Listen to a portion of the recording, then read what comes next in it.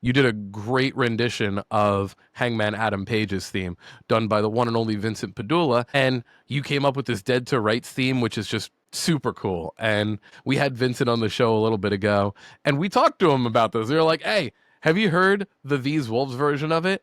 And he's just like, "Yeah, it's awesome.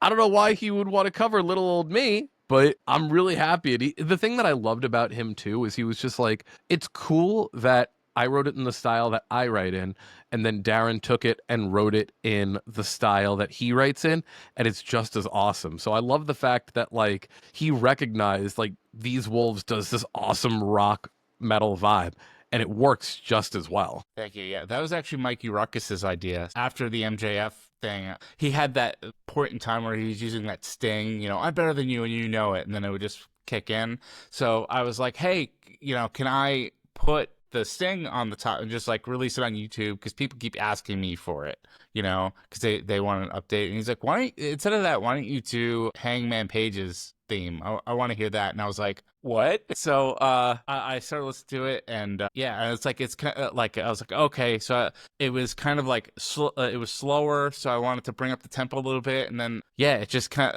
of just made it like, made a little child out of it, and just I was like, Vincent Pedulla is very respected to me, so like I thought like when I came to him, he was gonna rip it apart and be like, yeah, you can't use it, and I'm an actual real musician, But he was super nice about it, because he's done a bunch of stuff for TV and stuff. I'm just a stupid wrestling mark, so I was super happy about it, but it just came together so well.